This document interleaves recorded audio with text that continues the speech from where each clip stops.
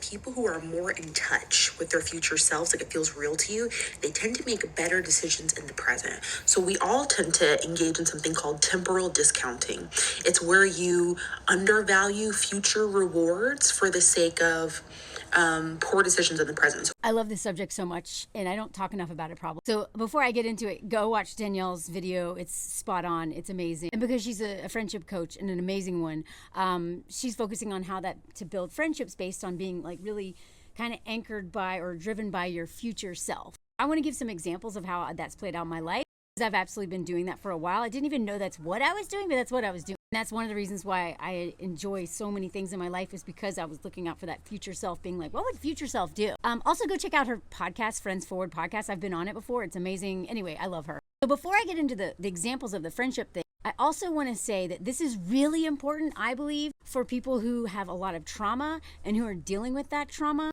Because one of the things that I almost fell into in the last couple years, once I started having like all this PTSD come back from stuff from my childhood and also from that abusive relationship, is that I kept getting pulled back into the past so much. I think it's important to go into the past, and I talk about it all the time. Like, that's why a lot of men are so sick, is because they don't want to look at the past. They just keep, I'm going to climb that mountain, instead of ever dealing with like the biggest fear of my life, which is being unloved or whatever. So going backwards is important, especially for healing. It's like dealing with that child self, dealing with all these parts, understanding why you do what you do, why you keep dating the same dude who sucks again and again and again, just a different name and a face, or why we keep getting walked all over, or why I keep getting in these crazy situations. And I started recognizing, okay, this is what's driving a lot of this. The same reason why I became a history major. I wanted to understand what happened? Where did I come from? And, coming from the South as a white woman, understanding my past, my people's past, really helped me understand why things are the way they are. Not pretty to look at, not fun to look at, but necessary, okay? So, given how much it is important to look at our past and our personal life and in our, collective history, absolutely critical. But only looking at our past, going so deep into the work of healing, it can be dangerous. And I just went to EMDR today, and we talked about this, because I'm at this point in my EMDR and my therapy and healing and stuff where I do not need to be going back there so much. I need to be focusing more on right now and future self, right? Because it can pull you back into this victim mentality. It can pull you back into old patterns. And so while looking at the past, and my EMDR person had warned me of this in the beginning. He was like, we're always going to have one foot in the future as we go backwards, because otherwise you will get swallowed by it. And I see this happen a lot. And it's happened to me before, where once I dared to look at the past, I fell into a rabbit hole and got stuck there and identified with my past self so much that I didn't even know what my future self should be. So I say all this because I think a lot of people who have a lot of trauma and stuff have a hard time investing in future self because they're so overwhelmed by past self. But one of the reasons I love my life so much and I have so many amazing things in my life is because even throughout all of my healing stuff, I've always had at least a little bit, if not a lot, invested on what's next. What's next? I cannot just look at what happened. I need to know where I want to go. Without that, I am lost. Without that, I don't have any confidence. I don't have any hope either. And so let me give you a few examples of they're kind of dumb examples, but they're actually really big. Just on Monday night, I'm in a drum club. I mentioned this the other day. It's terrifying to be in a drum.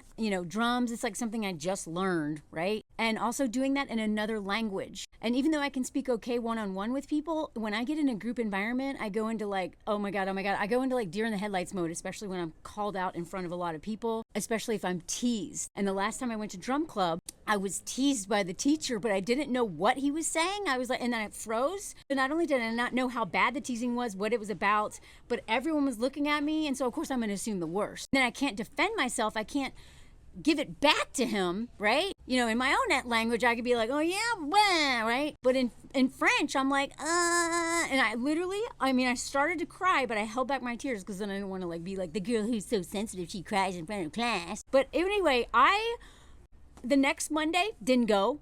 because I was like too sensitive from like men harassing me online. And then last Monday I didn't go because I had a photo shoot, and I was like, I had a photo shoot on Tuesday, and I just didn't want to put myself in a position of anything affecting my confidence. And then this Monday night, I had no reason not to go, but I didn't want to go because I'd already missed 2. And you know what? Why not miss another? I'm tired. I get really confused sometimes because I do want to honor when I'm too tired, when I'm overstimulated, when I really need to rest, because I also in the past have ignored all those things and just keep pushing. I don't know how to rest. So sometimes future self does need to rest. But I know myself. I know myself very well. And the reason why I joined this drum club is because I wanted to integrate more into French groups of people so that I have to speak the language more, so I could have like more connections, so I could have more friends, so I could just do stuff with people, right? And there's like a trip out of town in a couple weeks. If I didn't go on Monday, then I probably wouldn't go on that trip, and that trip could be life-changing, because little things like that is when you meet like that one person. You know what I mean? I didn't want to miss that trip. I knew if I didn't go 3 weeks in a row, I'd probably never go back. I know myself. 3 weeks in a row is a lot to miss out on, and then I'd feel like, oh, well, I don't know the songs now. What's the point? So I would lose all that money, be gone, all the time invested be gone, and all of the hope and promise of cool relationships with people I never would meet out in any other context would be gone. And so I cried on the subway the whole way there. And I was literally in a battle of like past self and future self, and even present self, like, and future self won out, because I know future self was like, hey, I know you have valid reasons for not going. You were sick, you were out of town, you're scared, you're sensitive, all those things. And you're gonna be so mad at yourself if you don't go tonight. Future self knew that. Future self knew that. Future self also knew that I would probably quit if I missed one more class in a row. And so, like, literally, like, even right before I walked in the doors, because I was late, and I was like, well, I'm late, no one's gonna want to, I had my excuse maker has like a Harvard law degree and a bullhorn. My fear, my ego, all that stuff is just like, right? Future self stayed strong. Sorry, it was the kids yelling in the plaza. Future self was like, no, you're going, just go. You can do this. You can do this. You can do this. Just so y'all know what happens in my head, okay? I'm not like a naturally confident person. Future self wants to be confident. So future self tells me, just go. It's okay. You got it. Future self was the reason why I moved to France. Future self was like, you really want to go there? It's okay. You don't know the language. You don't know what you're doing. You don't know a single person there. You'll figure it out. You've done all this other stuff. You literally almost died doing all that stuff. You're a tough cookie. You can do it. Now, future self was delusional, okay? This was like the dumbest thing I've ever done. It was move to France by myself without even knowing the language. And it has been so hard, and I don't regret any of it. Best decision I ever made, because future self knows me. Future self knows me. And future self knew that is actually what I wanted to do, despite all the fears. So I went to drum club on Monday night. Literally, I cried right outside the door, like, I don't want to go, I don't want to go, I don't want to go. And I was like, just go, just walk in. And here's that future self also said, you can leave at any point. So I went to drum club. I literally almost cried throughout the whole thing, because during the break, no one was talking to me. Oh God. When I'm sensitive, I'm so sensitive. God. So I stayed. We did our little like Secret Santa name thing, and I made a joke, and everyone laughed, and the teacher laughed and thought it was so funny. Like, I made a joke in French, you guys. That's a big deal. And then I actually got the song that I couldn't get the last time. And then afterwards, I ended up like riding the subway with 4 of the people from drums, and we talked the whole way, and they're going on that trip, and I'm going to go on that trip, and it's all good. And even though it wasn't like the best practice ever, I did not get made fun of like I was afraid. I connected with some of the people in the group, and most importantly, I was proud of myself. One of the things that I try to always remember, and this is my EMDR person told me, big part of healing is doing little things, even the seemingly dumbest things, that make me proud of myself. Future self knows that I'm closer to being the person I want, and I'm more motivated to not make stupid decisions or decisions I'm going to regret every time I do one little thing that makes me proud of myself, because those build on each other, right? So I planned a birthday party for me tomorrow night. Today's my birthday. I'm 46. Woo!